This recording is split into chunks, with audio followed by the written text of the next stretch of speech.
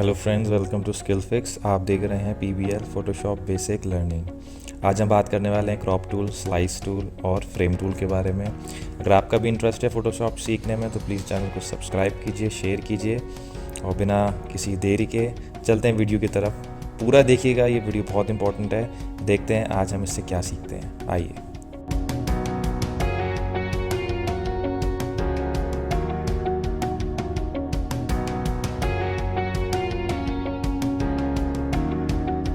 आज हम बात करने वाले हैं क्रॉप टूल के बारे में। Crop tool, perspective tool, slice tool and slice select tool के बारे में। और इसके नीचे हमारा आता है फ्रेम टूल।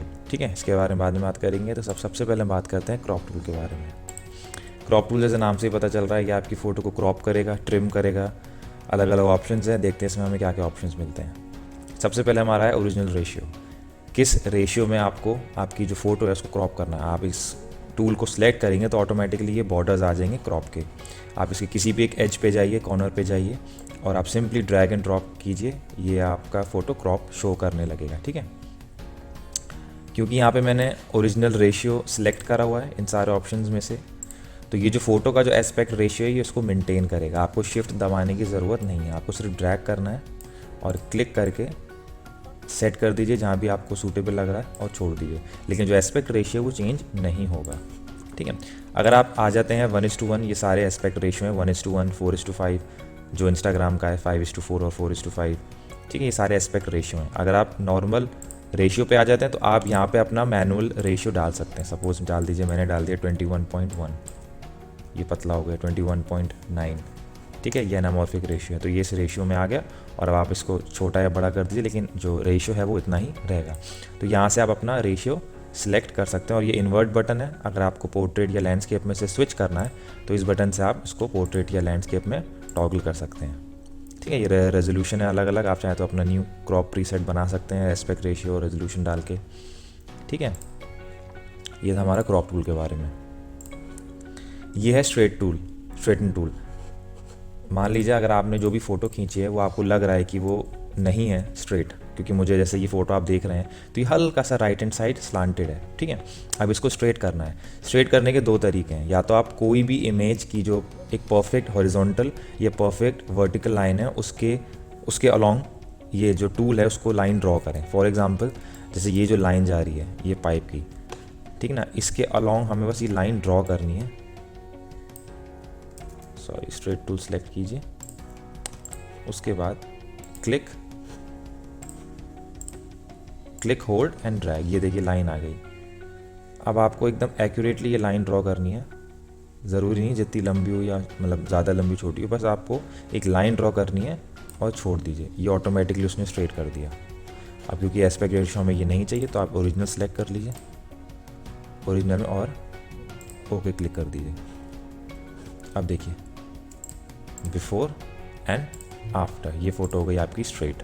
ठीक है, तो ये फंक्शन था स्ट्रेट टूल का। ये ग्रिड्स आ जाती हैं अगर आपको रूल ऑफ थर्ड चाहिए, ये सब ग्रिड्स में। ठीक है,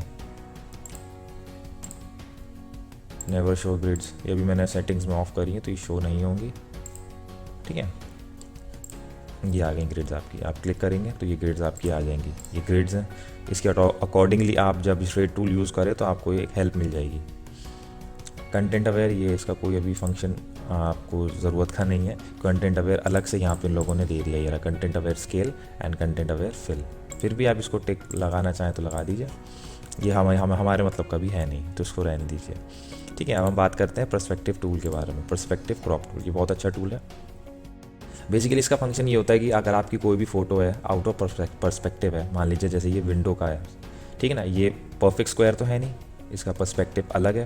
लेकिन मान लीजिए अगर आपको देखना है कि ये विंडो, ये जो सामने का व्यू है, ये वाला एरिया मैं आपको दिखा देता हूँ। ये जो एरिया है ये इस फ्रंट व्यू से कैसे नज़र आता, सामने से अगर कोई देखता तो कैसे नज़र आता, तो पर्सपेक्टिव चेंज होगा ना। तो हम ये लेंगे हमारा पर्सपेक्टिव टूल। अब आपको अलॉन्ग द लाइन ड्रॉ करना है। ठीक है ना, लाइन नहीं चेंज करनी। मैं यहाँ से नहीं लूँगा क्योंकि ये एंगल फ़र्क है। ठीक है ना, मैं यहाँ से लूँगा। फ्रंट व्यू में ये एरिया विजिबल होगा ही नहीं, सिर्फ यहाँ से विजिबल होगा। तो यहाँ से मैं एक लाइन ड्रॉ करूँगा एकदम नीचे,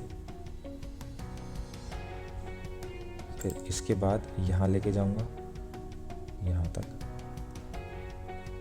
अगर आपका snap to grid feature on है तो ऑटोमेटिकली ये स्नैप कर लेगा एक्यूरेट पॉइंट्स पे, तो आपको पता चल जाएगा कि आपने लाइन सीधी ड्रॉ करी है या नहीं।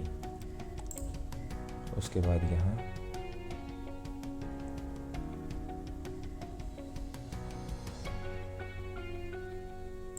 And click okay. अगर आप अभी भी कुछ चेंज करना चाहते हैं तो hold alt and option Mac में, और या विंडोज़ में सिर्फ ऑल्ट और होल्ड करके आप इसको यहाँ से चेंज कर सकते हैं, ठीक है ना। इसके बाद हिट ओके टिक, और ये आ गया आपका फ्रंट व्यू। कितना अच्छा टूल है, कितना अच्छा टूल है। लग नहीं रहा था कि फ्रंट व्यू कैसा होगा। आई मीन जो फ़ोटो थी वो साइड से खींची गई थी, लेकिन with the help of this perspective tool हमें पता चल गया कि फ्रंट व्यू ऐसा होगा, ठीक है। तो ये था एग्जाम्पल पर्सपेक्टिव टूल का। इसका एक और एग्जाम्पल हम लेंगे। मान लीजिए ये एक फ़ोटो है, ऑब्वियसली ये साइड से ली गई है, लेकिन अगर मैं पर्सपेक्टिव टूल लूँ और अलॉन्ग द लाइन ड्रॉ करूँ एकदम परफेक्टली, तो शायद हमें, ठीक है ना। अब क्योंकि ये थोड़ा पतला है और हमारा जो इमेज का कैनवस है वो बड़ा है, तो देखिए अगर मैं क्लिक करूँगा तो ये स्ट्रेच होकर आएगा, ठीक है। पर्सपेक्टिव ठीक है लेकिन वो स्ट्रेच हो गया है। इसको थोड़ा सा क्रॉप करेंगे हम साइड से, ओरिजिनल रेशियो को हटाना पड़ेगा, ठीक है। इसको हल्का सा अंदर की तरफ लेंगे एंड हिट ओके। अब मुझे इसका जो स्ट्रेच है वो ठीक करना है, तो हम क्या करेंगे, हम सिंपली कंट्रोल या कमांड ए प्रेस करेंगे। पूरी लेयर इसने सेलेक्ट कर ली। उसके बाद कंट्रोल या कमांड टी से हम ट्रांसफॉर्म टूल पे आ जाएंगे, इसको नीचे लाएंगे और ये हो गया हमारा ट्रांसफॉर्म। इसको आप ऊपर ले लीजिए, ठीक है।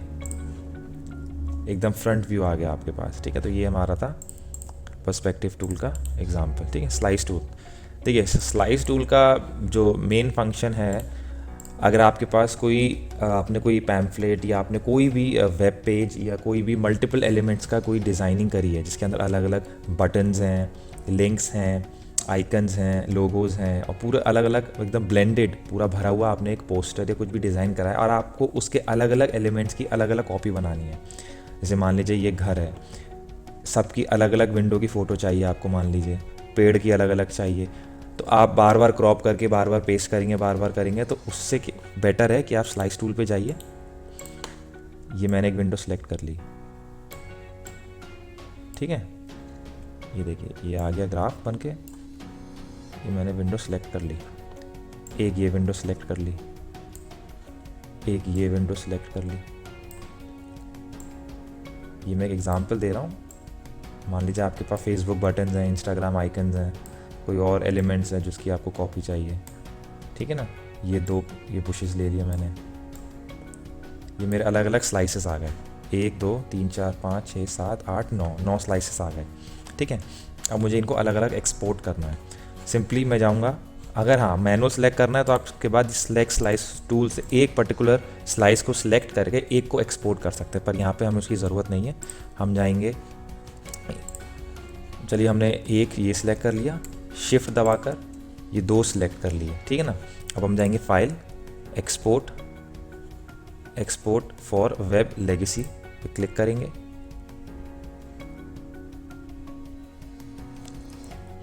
ठीक है, ये ऑप्शन हमारे पास आ गए। ये प्रीव्यू है, हमें से कोई लेना देना नहीं है। ये अलग अलग स्लाइसेस आ गए हैं, जूम आउट कर दीजिए, ठीक है। आपको सिर्फ सेव या डन पे क्लिक करना है। हाँ, फॉर्मेट आप चेंज कर दीजिए, जेपैग, रेजोल्यूशन मीडियम, क्वालिटी हम 50 कर देते हैं क्योंकि ये जस्ट एन एग्जांपल है। एम्बेडेड कलर प्रोफाइल, ठीक है। आपने मान लीजिए सेव पे क्लिक करा। अभी आपको लोकेशन पूछेगा और ये पूछेगा कि आपको ऑल स्लाइसेस एक्सपोर्ट करने हैं, ऑल यूज़र स्लाइसेस एक्सपोर्ट करने हैं या सिलेक्टेड स्लाइसेस एक्सपोर्ट करने हैं। सिलेक्टेड स्लाइसेस अगर आप सिलेक्ट करते हैं तो हमने जो 2 स्लाइसेस सेलेक्ट करी थी ये सिर्फ उनको एक्सपोर्ट करेगा। अगर आप सिलेक्ट करते हैं ऑल स्लाइसेस तो हमने जितनी भी अलग अलग स्लाइसेस 9 स्लाइसेस बनाई हैं ये उनको एक्सपोर्ट करेगा। और ऑल यूज़र स्लाइसेस जितनी भी मैंने स्लाइसेस बनाई हैं ये उनको एक्सपोर्ट करेगा, क्योंकि मैंने यहाँ पर भी 9 ही बनाई हैं तो ये 9 ही करेगा। और जो ऑल स्लाइस होती है इसमें प्री डिफाइंड टेम्पलेट आती है कि 10 कॉलम, 12 कॉलम, 15 रो ऐसे करके, तो वो उन्हीं सबको कर देगा। तो हम यहाँ कर देते हैं ऑल यूज़र स्लाइसेस, ठीक है ना, या ऑल स्लाइस कर देते हैं और मैं इसको डेस्कटॉप पे ही कर दूंगा सेव कर दीजिए। ये सारी जो हमने जो ये जितनी भी ये स्लाइसेस हमने बनाए थे ये उनको एक्सपोर्ट कर देगा। अब हम जाते हैं डॉक्यूमेंट्स में, हमारे डेस्कटॉप में, सॉरी, तो ये देखिए इमेज का एक फ़ोल्डर आ गया और इसके अंदर ये वो सारी क्रॉप होकर स्लाइसेस आ गई हैं अलग अलग जो हमने ली थी, ये एक्स्ट्रा आ गई हैं GIF में, ठीक है, जो बची हुई थी, और जो मेन हमारी हैं वो सारी आ गई हैं। ये देखिए विंडो हमने ली थी 1 2 3 4 5 बुश वाली सारी है, ठीक है ना, क्योंकि मैंने ऑल स्लाइसेस भी सिलेक्ट करा था तो सारी जो रिमेनिंग एरियाज थे उसको भी उसने एक्सपोर्ट कर दिया। अगर मैं ऑल यूज़र स्लाइसेस पे क्लिक करता, सिलेक्ट करता, वो सिर्फ 9 की 9 एक्सपोर्ट करता। तो ये मेन फीचर था स्लाइस टूल का और सिलेक्ट स्लाइस टूल का। अब हम बात करते हैं, हाँ, अगर आपको स्लाइसेस हटाना है और मान लीजिए आपकी स्लाइसेस बन जाती है, सॉरी एक सेकेंड, ठीक है, और थोड़ा सा अपडेटेड फोटोशॉप है, ये हो गया ग्लिच हमारा वीडियो के बीच में, बहुत अच्छी बात है कोई बात नहीं, ठीक है। अब हम देखते हैं हमारा फ्रेम टूल, ठीक है। फ्रेम टूल का क्या फंक्शन है, ये आपको 2 ऑप्शन मिलेंगे, एक स्क्वायर और एक सर्कुलर।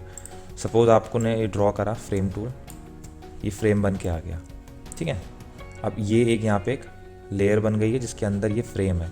मान लीजिए आपने ये कॉपी करा अपनी नेक्स्ट फ़ोटो का, सिलेक्ट ऑल, कंट्रोल, या आपने ऐसे नहीं, आपने सीधे सीधे इसके अंदर से इतना एरिया कॉपी करा, कंट्रोल C से कॉपी, वापस इस लेयर पे आए और कंट्रोल V या कमांड V से पेस्ट करा, ठीक है ना। अब क्योंकि आपने इसके ऊपर रखा, अगर आप इसको नीचे ले लेंगे तो ये सिर्फ वहीं पर शो होगा जहाँ पे आपने फ्रेम बनाया था, ठीक है। ये फंक्शन है हमारे फ्रेम टूल का। फेदरिंग है, फेदरिंग आपको पता है क्या करता है। मान लीजिए अगर आपने ये वाला नहीं सर्कुलर लिया होता फ्रेम टूल, ये सर्कुलर आ गया, पेस्ट करते हम, तो अब ये सर्कुलर में शो होगा। आप चाहें तो इसका साइज़ भी बड़ा कर सकते हैं, कंट्रोल कमांड T से साइज़ बड़ा कर दिया। आप मान लीजिए आपको सिर्फ W लेना है, ये W आ गया। अब आप इसको मूव कर सकते हैं, ठीक है। ये आपका हो गया फ्रेम टूल। तो ये आज के हमारे 2 बहुत इंपॉर्टेंट तो नहीं बट हाँ यूनिक और डिफरेंट टूल्स थे। क्रॉप टूल तो बहुत यूज़ होता है, पर्सपेक्टिव टूल इतना यूज़ नहीं होता, स्लाइस टूल बहुत लिमिटेड लोगों उसको यूज़ करते हैं, और ये हमारा फ्रेम टूल ये भी ज़्यादा यूज़ होता नहीं है। तो आई होप आपको ये आज का वीडियो पसंद आया होगा। प्लीज़ चैनल को सब्सक्राइब कीजिए, शेयर कीजिए। हम मिलते हैं अपने अगले एपिसोड में जिसके बारे में हम बात करेंगे ये सारे टूल्स हैं, eye dropper, ruler, note, count और हमारा स्पॉट हीलिंग ब्रश। ये बहुत इंपॉर्टेंट है, ये जितनी भी मैगजीन और हाई एंड रीटचिंग होती है उसमें ये सारे टूल काम आते हैं, ठीक है। तो हम अपने नेक्स्ट वीडियो में इन दोनों टूल्स के बारे में बात करेंगे। आप देख रहे थे स्किल फिक्स। प्लीज़ चैनल को सब्सक्राइब कीजिए, शेयर कीजिए और मुझे कमेंट्स में बताइए कि आपको क्या समझ में नहीं आया और आप किस टॉपिक पे चाहते कि मैं नेक्स्ट वीडियोस पे बनाऊँ। Take care, bye bye.